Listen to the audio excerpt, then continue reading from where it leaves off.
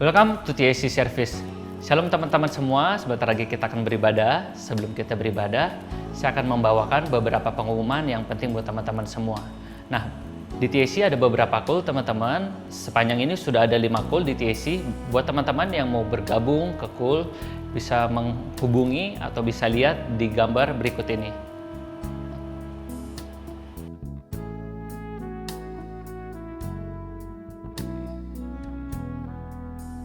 Nah, untuk selanjutnya, untuk yang mau persembahan dan perpuluhan, bisa melihat di gambar berikut ini.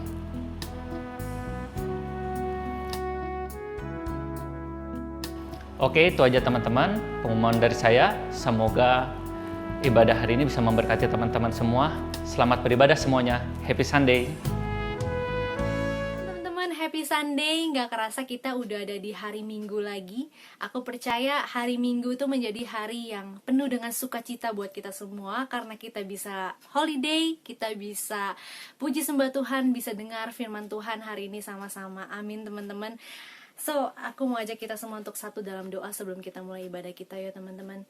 Tuhan, terima kasih Tuhan Yesus, kami mengucap syukur Tuhan kalau kami punya Allah seperti Engkau Tuhan. Kami bersyukur Tuhan buat setiap penyertaan Tuhan dan kasih-Mu Tuhan yang selalu baru buat setiap kami Tuhan. Thank you Tuhan kalau Tuhan selalu menjadi kekuatan buat setiap kami Tuhan untuk boleh melewati setiap musim hidup kami Tuhan Yesus.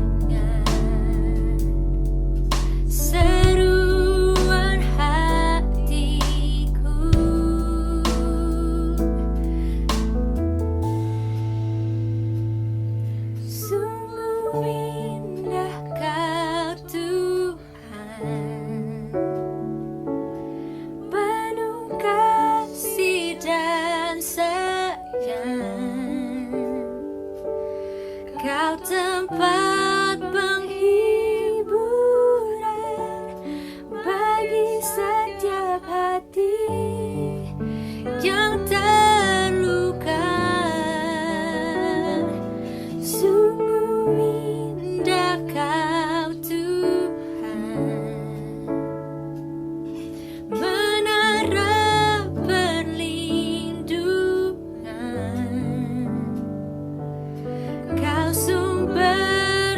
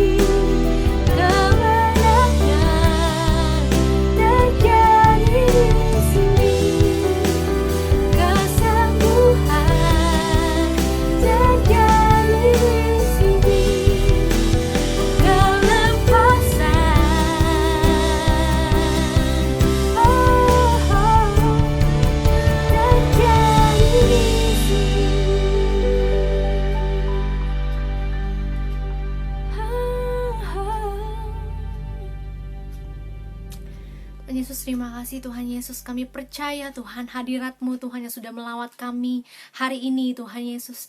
Terima kasih Tuhan, kalau sebentar ini Tuhan kami siap Tuhan untuk mendengar Tuhan apa yang mau Tuhan katakan buat setiap kami Tuhan. Biar semua itu Tuhan boleh menjadi rema buat hidup siap kami ya Bapa. Siapkan kami Tuhan telinga yang siap mendengar Tuhan. Hanya dalam nama-Mu kami berdoa, haleluya, amin.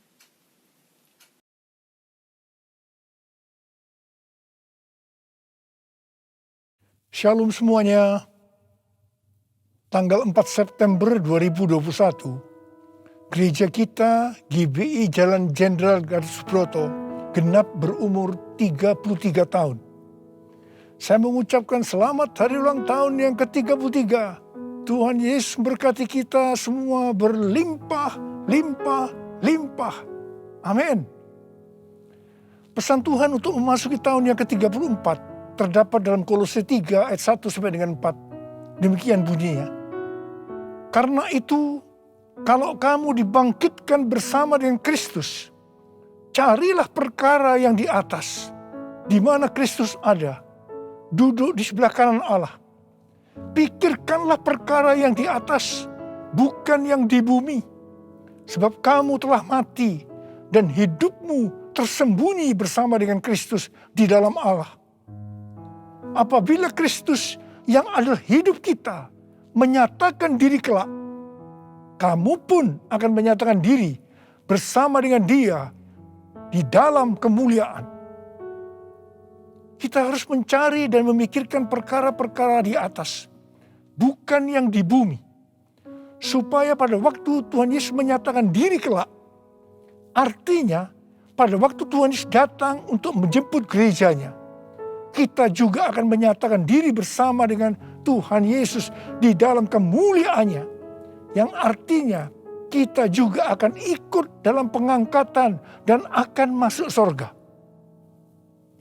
Memikirkan dan mencari perkara yang di atas, artinya kita harus menilai, mempertimbangkan, dan memikirkan segala sesuatu dari sudut pandangan kekekalan dan surga. Memikirkan dan mencari perkara yang di atas, artinya kita harus berpikir dan bertindak sesuai dengan pikiran dan tindakan Kristus. Ini kita lakukan karena kita ada bersama dengan Kristus. Kita akan terus melakukan dengan setia, karena Kristus adalah hidup kita, sampai kita bertemu dengan Dia dalam kemuliaannya, yaitu pada waktu Dia datang kembali untuk menjemput gerejanya. Perkara yang di bumi dapat berbicara tentang hidup yang duniawi, yang dinyatakan dalam rupa perintah, peraturan, dan ajaran yang tidak membawa seseorang kepada pengenalan akan Kristus. Perkara yang di bumi juga bisa diartikan segala sesuatu yang berada dalam pikiran, perkataan, perbuatan yang merupakan sifat manusia lama, sehingga bertentangan dengan kehendak Allah. Supaya kita bisa memikirkan dan mencari perkara yang di atas, maka kita harus mempunyai hubungan yang intim dengan Tuhan. Hati kita harus melekat kepada Tuhan. Banyak berdoa, memuji dan menyembah Tuhan. Kita harus memiliki kasih yang semula. Kita harus melakukan kehendak Bapa di sorga. Kita harus hidup berintegritas. Sekali lagi, saya akan mengingatkan kita semua bahwa dalam menghadapi masalah apapun juga, kita harus tetap meresponi dengan memikirkan dan mencari perkara yang di atas, bukan dengan perkara yang di bumi. Yang ku mau hanya menyenangkanmu, biarlah seluruh hidupku berkenan kepadamu. Bukan emas, perak bahkan permata, namun kau segalanya yang terbaik di dalam hidupku. Haleluya, terpujilah Tuhan, Haleluya,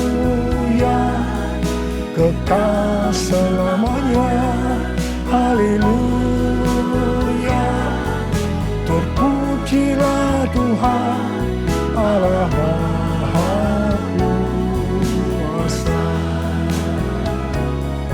Allah Maha Kuasa.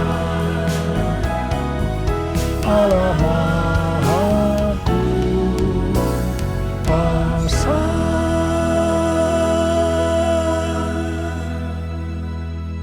Tuhan Yesus berkata, kasihilah musuhmu dan berdoalah bagi mereka yang menganiaya kamu. Karena dengan demikian kamu adalah anak-anak Bapamu yang di sorga. Apabila kamu mengasihi orang yang mengasihi kamu, apakah upahmu?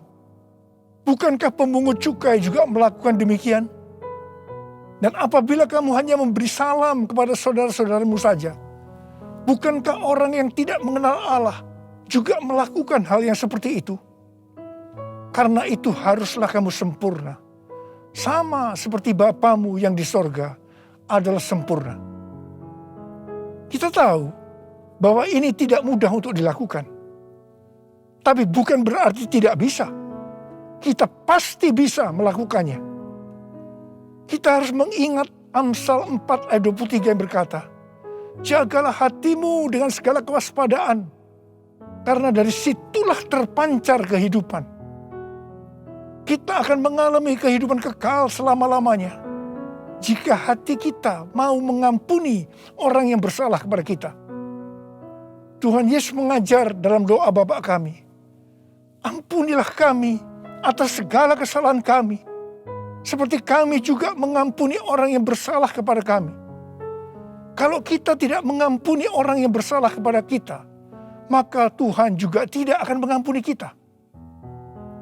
1 Yohanes 3 ayat 14 dan 15 berkata, kita tahu bahwa kita sudah berpindah dari dalam maut ke dalam hidup, yaitu karena kita mengasihi saudara kita. Barang siapa tidak mengasihi, ia tetap di dalam maut.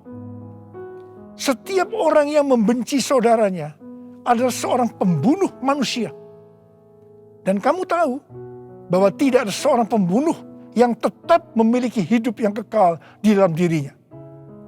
Karena itu, mari kita harus mencari dan memikirkan perkara yang di atas, bukan yang di bumi.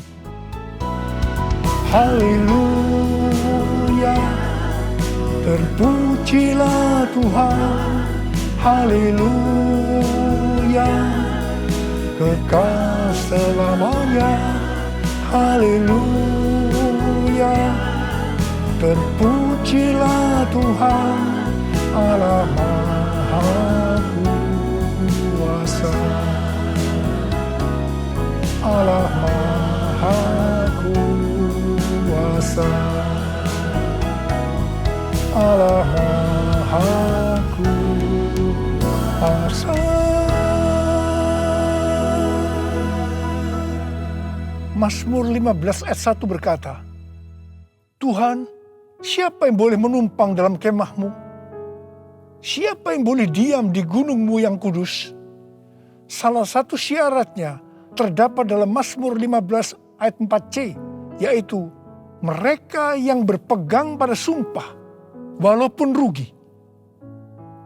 Tuhan Yesus berkata, kalau ya, katakan ya.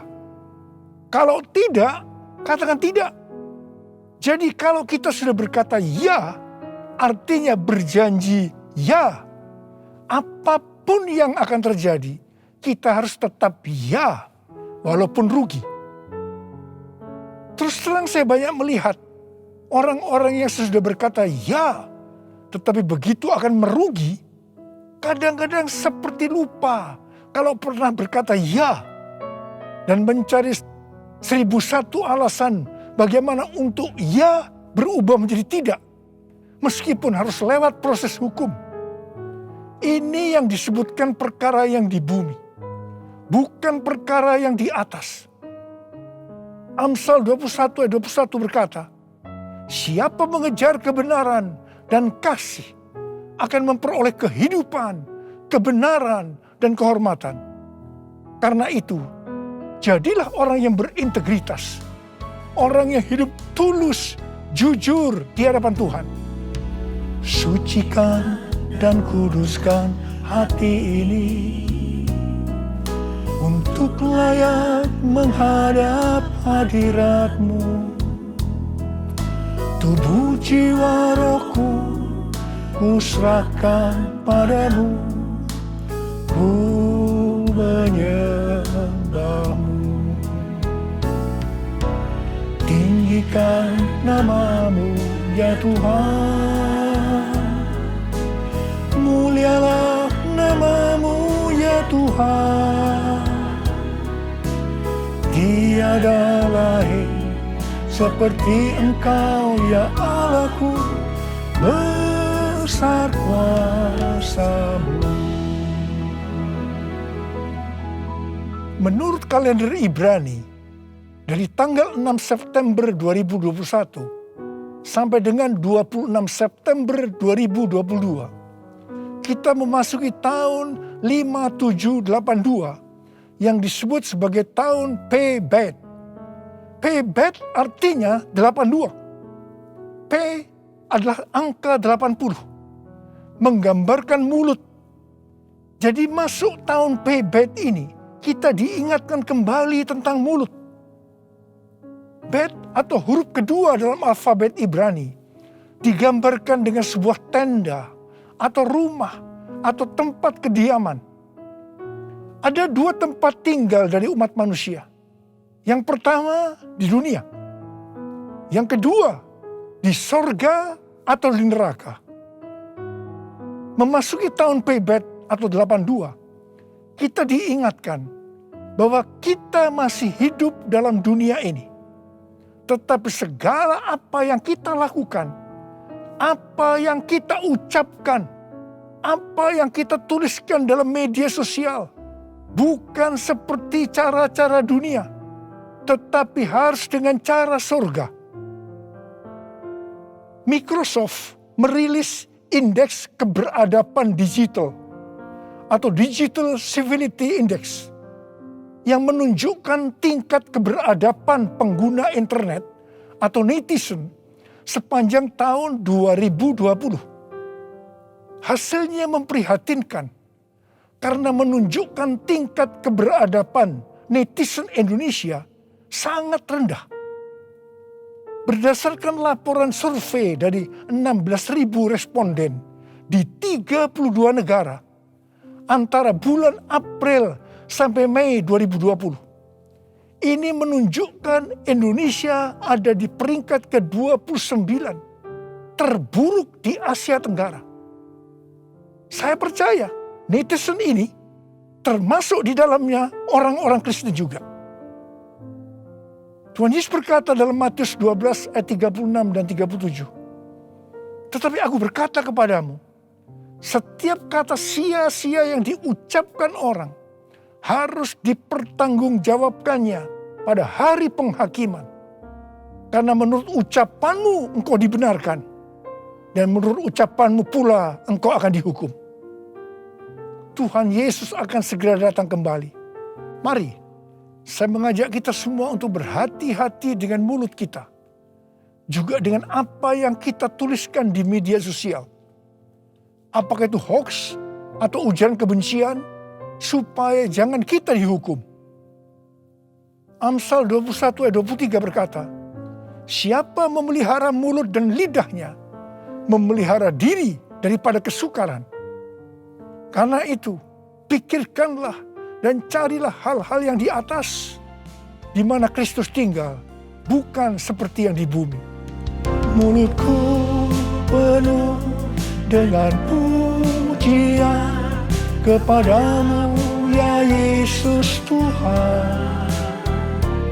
Sepanjang hari ku beri penghormatan kepadamu ya Allahku. Mulutku penuh dengan pujian kepadamu ya Yesus Tuhan.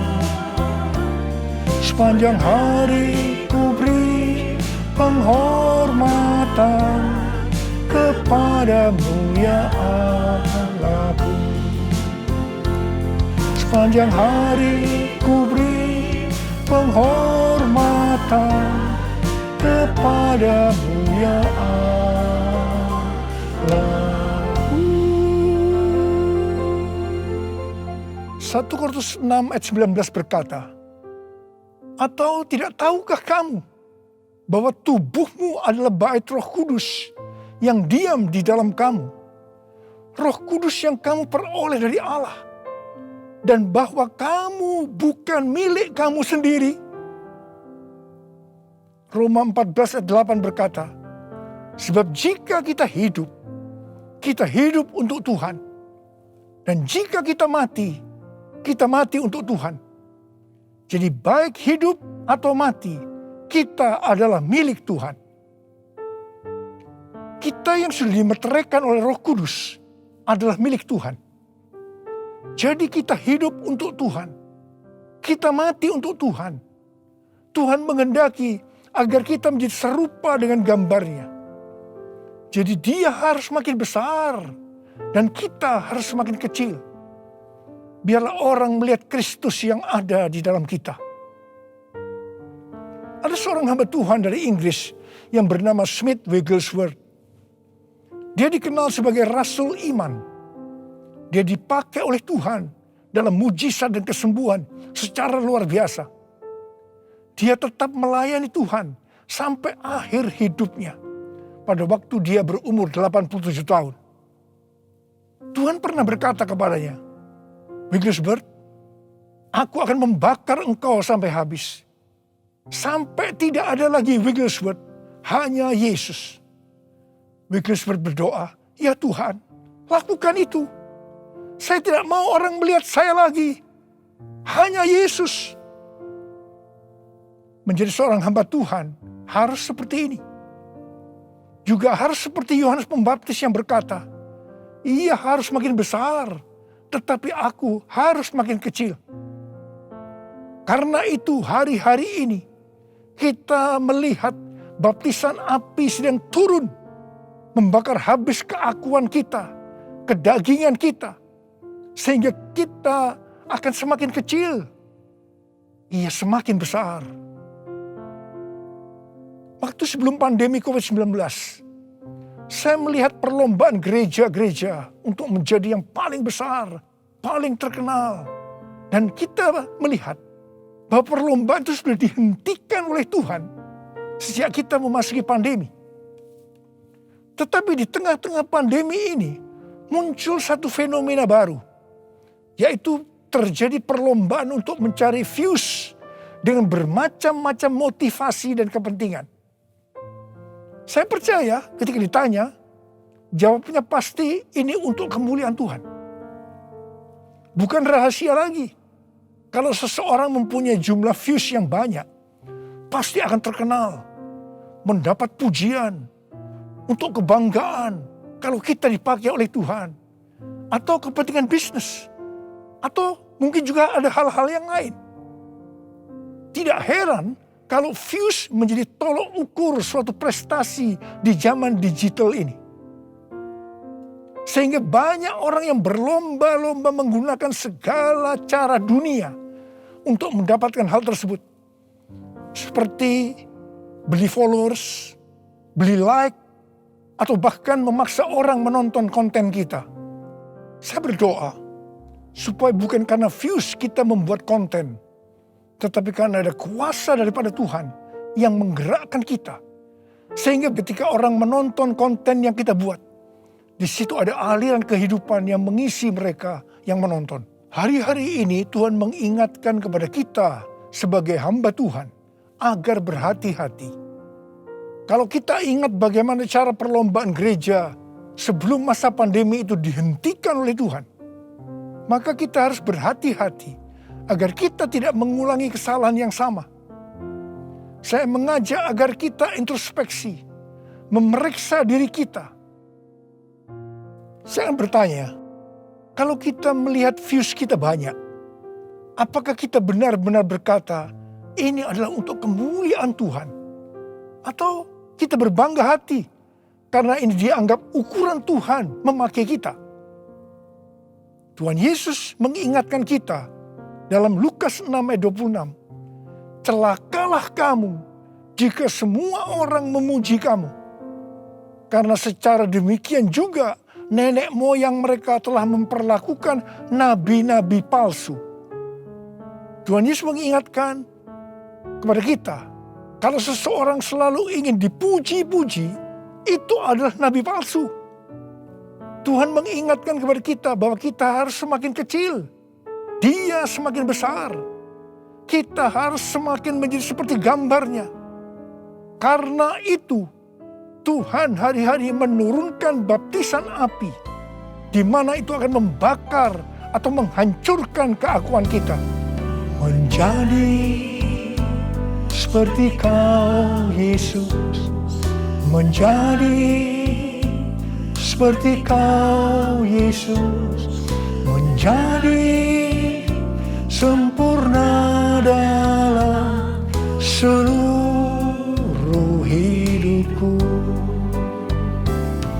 Menjadi seperti Kau, Yesus. Menjadi seperti Kau, Yesus. Menjadi sempurna dalam seluruh hidupku.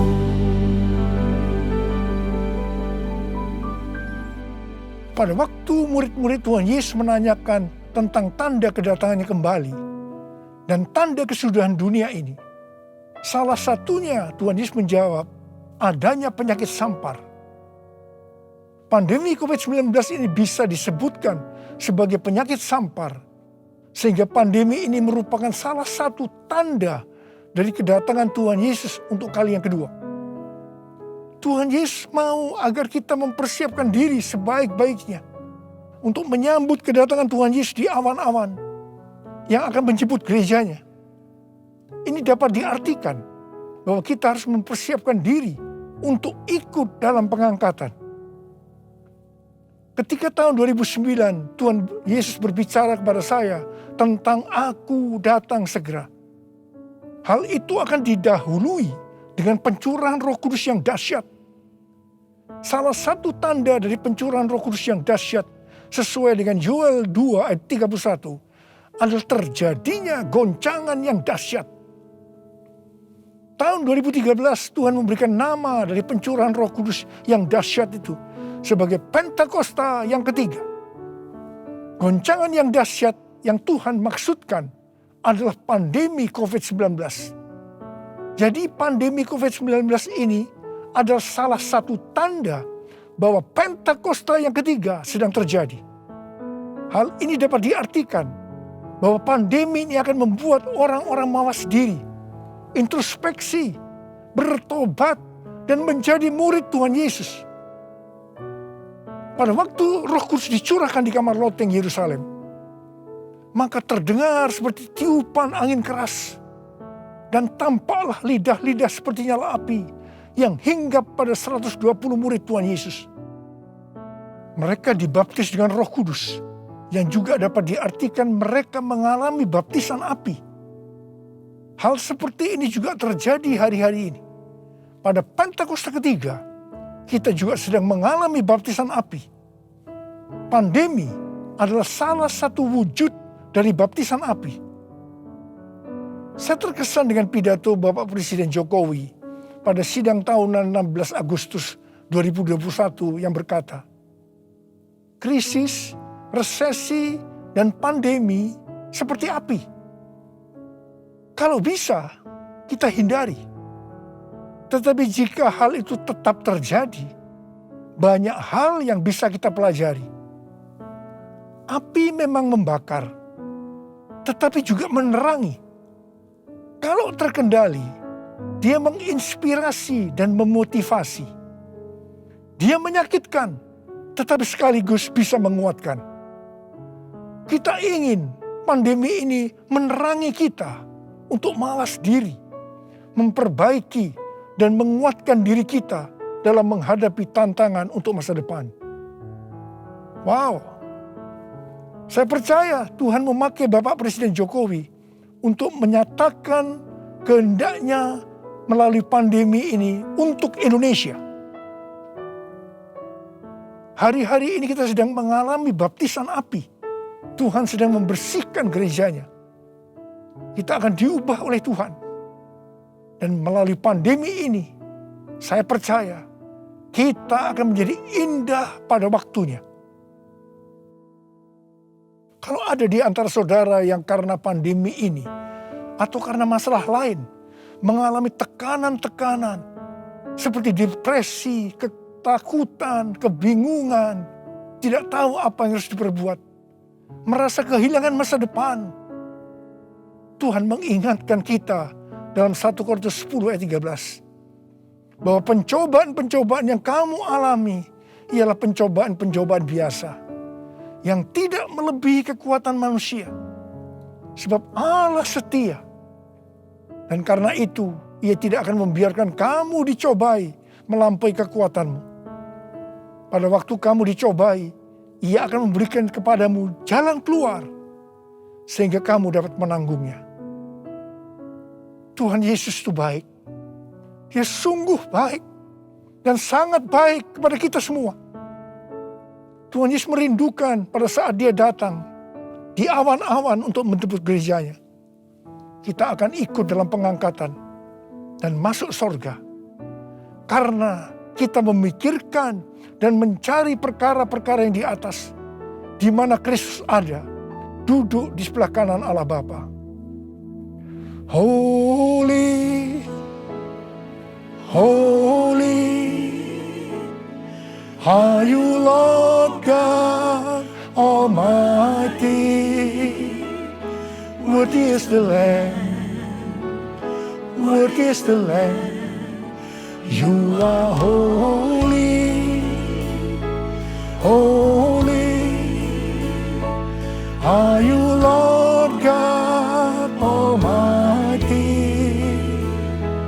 Worthy is the Lamb, worthy is the Lamb. Amin.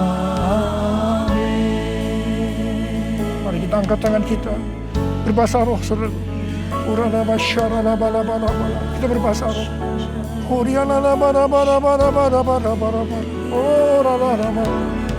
Oh Tuhan, ya Tuhan, ya Tuhan. Ya Tuhan, ya Tuhan, ya Tuhan, ya Tuhan. Oh ralaba ya ralaba ya ralaba. Ya Abba, ya Abba, ya Abba, ya Abba, ya Abba. Engkau melihat anak-anak-Mu ya Tuhan. Engkau sudah berbicara kepada kami semua. Karena kami harus mencari, memikirkan perkara-perkara yang di atas, bukan yang di bumi. Tuhan, mampukan kami ya Tuhan. Engkau tolong kami semua. Oh Rabbah, kami mau Tuhan. Kami mau ya Tuhan. Engkau melihat anak-anak-Mu yang saat ini mungkin sedang mengalami tekanan-tekanan. Karena pandemi, karena hal-hal yang lain. Engkau tolong mereka. Engkau menyembuhkan yang sakit. Sembuh dalam nama Yesus, sembuh. Dalam nama Yesus, sembuh. Oh Rabbah, oh Rabbah. Holy, holy, are you Lord God Almighty? Worthy is the Lamb,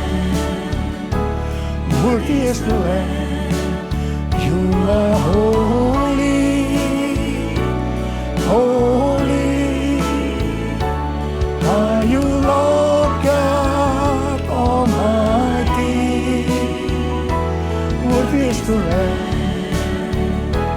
worthy is the Lamb.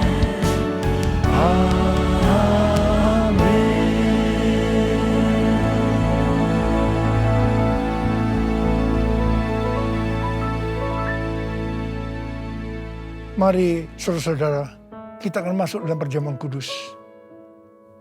Kita akan mengingat ayat ini. Sebab setiap kali kamu makan roti ini dan minum cawan ini, kamu memberitakan kematian Tuhan sampai Ia datang. Perjamuan kudus adalah perjamuan Tuhan Yesus sendiri. Setiap kali kita masuk dalam perjamuan kudus, Tuhan Yesus selalu berkata, biarlah ini menjadi peringatan akan daku. Biarlah ini menjadi peringatan akan daku. Mari arahkan hati kita kepada kebaikan Tuhan. Supaya kita lebih mengasihi Tuhan Yesus. Supaya kita lebih mengasihi satu dengan yang lain. Mari tundukkan kepala. Bapa, siapakah kami sebelum kami mengenal Engkau? Kami semua orang berdosa. Upah dosa adalah maut, mati. Tetapi Engkau yang tidak berdosa telah dijadikan dosa oleh karena kami. Engkau harus turun dari sorga mulia, menjelma menjadi manusia, mati ganti kami dengan penderitaan yang luar biasa. Sungguh betapa baiknya Engkau, Aba. Engkau jadikan kami sebagai anak-anak-Mu. Engkau tuntun, Engkau bela, Engkau lindungi, Engkau berkati kami. Engkau juga menegur, menghajar kami. Kalau kami berbuat salah, itu Engkau ya Aba. Itu Engkau ya Aba. Tuhan akan memberkati kita semua melalui perjamuan kudus. Tapi Tuhan mau kita makan dan minum dengan cara yang benar. Karena itu masing-masing sekarang introspeksi. Lihat keadaan dirimu masing-masing. Jangan menyimpan dosa. Kalau ada dosa yang Tuhan ingatkan saat ini, langsung minta ampun. Langsung minta ampun. Ampuni ya Tuhan. Ampuni kami. Ampuni kami ya Tuhan. Ampuni, ampuni, ampuni ya Tuhan. Ampuni ya Tuhan. Kau melihat anak-anak-Mu sedang meminta ampun Tuhan padamu. Bapa, layakkan kami untuk masuk dalam perjamuan kudus. Kami akan masuk dalam perjamuan kudus dengan hati yang penuh ucapan syukur. Dalam nama Yesus kami berdoa. Amin.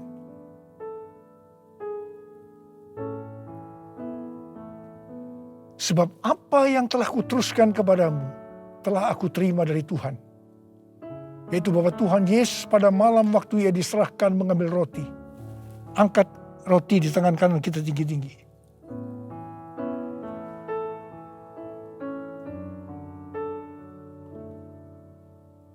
Dan sesudah itu Ia mengucap syukur atasnya.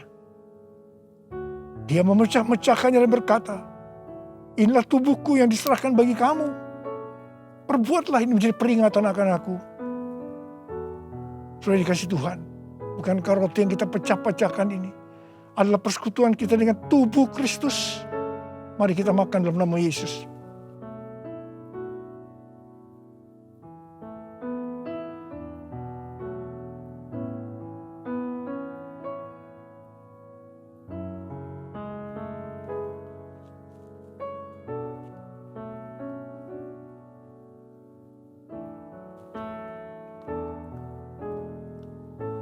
Angkat cawan di tangan kanan kita tinggi-tinggi. Demikian juga Ia mengambil cawan sesudah makan lalu berkata, cawan ini adalah perjanjian baru yang dimeterkan oleh darahku.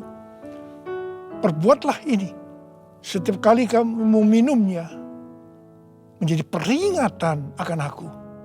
Sudah dikasih Tuhan. Bukankah cawan pengucapan syukur yang atasnya kita ucapkan syukur adalah persekutuan kita dengan darah Yesus. Mari kita minum dalam nama Yesus.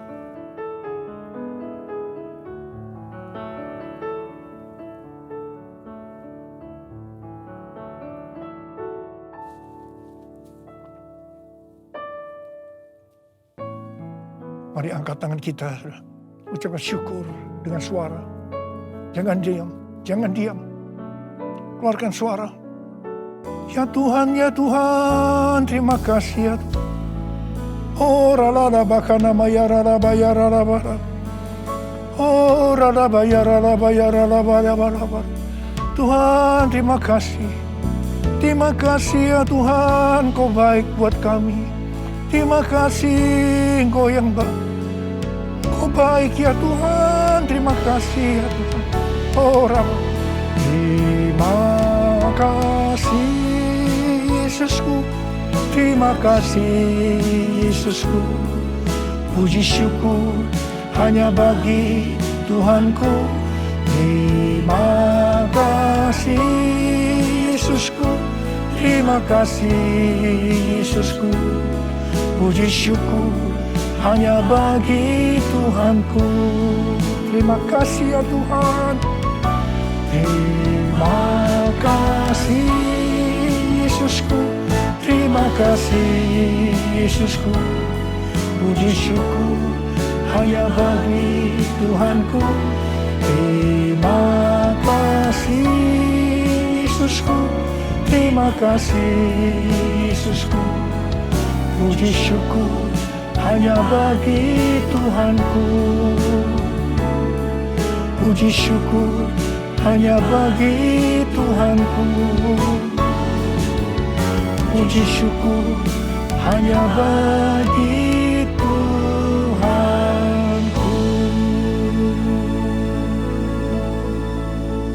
Tuhan, berkati anak-anak-Mu semua. Dalam masa pandemi ini Kau tetap menjaga anak-anak-Mu ya Tuhan. Anak-anak-Mu sehat. Kalau hari ini ada yang terpapar, dalam nama Yesus sembuh. Dalam nama Yesus sembuh. Tidak ada yang berkekurangan. Semua dicukupkan. Malah berkelimpahan dalam hal yang baik. Terima kasih. Terima kasih Abah. Terima kasih. Sekarang terimalah berkat Tuhan. Kasih karunia yang berlimpah-limpah daripada Allah Bapa dalam anak yang tunggal Yesus Kristus. Persekutuan yang manis dengan Roh Kudus menyertai saudara sekalian mulai hari ini.